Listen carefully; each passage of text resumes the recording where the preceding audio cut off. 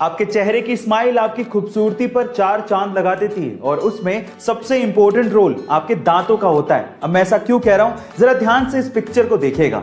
जब सबसे पहले आपने इस पिक्चर को देखा तो आपकी नजर सबसे पहले किस चीज पर गई? ऑब्वियसली इस बीच वाले आदमी की स्माइल पर गई होगी, क्योंकि उसका एक दांत नहीं है।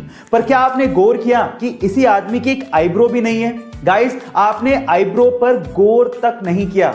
इसीलिए कहते हैं कि सबसे पहले किसी की नजर आपकी स्माइल पर पड़ती है। इसीलिए अपने दांतों को संभाल के रखिएगा, क्योंकि यही आपकी स्माइल को और खूबसूरत बनाता है। गाइस, आपका इसके बारे में क्या ख्याल है, चैट सेक्शन में जरूर लिखिएगा। बड़े सपने अमीरी के मोहताज नहीं होते। अगर आप शिद्दत से चाहें तो कुछ भी पा सकते हैं। कुछ ऐसी कहानी है मुंबई के समंदर किनारे बांद्रा के स्लम में रहने वाली मलीशा खारमा की। मलीशा सुपर मॉडल बनना चाहती हैं। स्लम में रहने के बावजूद भी उनकी इंग्लिश सुन के आप लोग भी चौंक जाएंगे। मलीशा के सपनों को पहली उड़ान तब मिली जब हॉलीवुड फिल्म स्टेप अप के एक्टर रॉबर्ट हॉफमैन से उनकी मुलाकात हुई। मुंबई घूमने आए रॉबर्ट हॉफमैन इस बच्ची से इतना प्रभावित हुए कि उन्होंने इस बच्ची का इंस्टाग्राम पे अकाउंट बनाया, अपने साथ कुछ वीडियो शूट की और उसके बाद इंस्टाग्राम पे अपलोड की और फिर इस बच्ची को प्रिंसेस ऑफ स्लम नाम भी दिया। और आज इस बच्ची के इंस्टाग्राम पे 1.5 लाख से ज्यादा फॉलोवर्स हैं। और तो और एक फैशन मैगजीन ने मलीशा को उसके कवर पेज पर जगह भी दी। गाइस, वो उसके लिए सबसे सुनहरा दिन था। इसी कहते हैं कि अगर आपके सपने सच्चे हैं तो राहें मिल ही जाती। आज हम इंसानों की खुदगर्जी और भूख की वजह से इस धरती से एक और जानवर खत्म होने की कगार पर पहुंच गया है। इस जानवर का नाम है पेंगोलिन। एक रिपोर्ट के अनुसार इस जानवर की तस्करी सबसे ज्यादा की जा रही है। इंसान इसे दवा बनाने और अपनी भूख मिटाने के लिए इस्तेमाल कर रहा है, जो कि बेहद शर्मनाक है। लेकिन सारे इंसान एक जैसे नहीं होते। जिम्बाब्वे के फेलिट नकाटा इन जानवरों को बचाने के लिए कब से लड़ रहे हैं। वो इन्हें बच्चों की तरह पाल रहे हैं। इसी वजह से उन्हें पेंगोलिन मैन के नाम से पुकारा जाता है। गाइस, आज हमें इन बेजुबान जानवरों के लिए आवाज उठानी होगी, नहीं तो हमारा एग्जिस्टेंस भी एक दिन खत्म हो जाएगा। इसलिए चैट में प्लीज लिखिए save pangolin save earth. Thank you so much.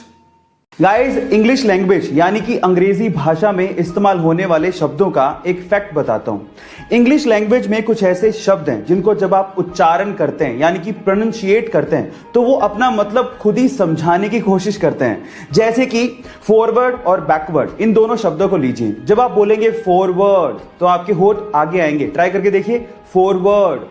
और जब आप बोलेंगे बैकवर्ड तो आपके होठ पीछे जाएंगे, बैकवर्ड। देखिए आपके होठ पीछे जा रहे हैं, बैकवर्ड। है ना अमेजिंग फैक्ट? चलिए गाइस, एक फनी लेकिन सच्ची घटना बताता हूं। एक 42 साल के रशियन फिशरमैन पर अचानक से एक भालू ने हमला कर दिया, लेकिन उस बंदे की ग्रैंड डॉटर की लगाई गई मोबाइल की रिंगटोन की वजह से उस बंदे की जान बच गई।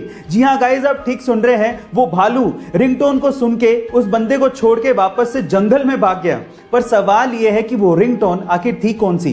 तो चलिए मैं आपको बताता हूं। वो रिंगटोन थी जस्टिन बीबर के गाने बेबी की। गाइस, बेबी गाने को अपने मोबाइल में सेव कर लीजिए, क्या पता आपको भी किसी को भगाने में वो मदद कर दे। ये गाइस, एक खबर सुनाता हूं जिसे सुनने के बाद आपको बहुत प्राउड फील होगा।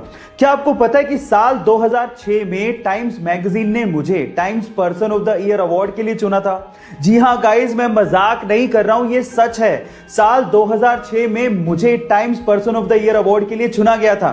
और सिर्फ मुझे ही नहीं, आपको भी, आपके साथ वालों को भी और सबको times person of the year award के लिए चुना गया था।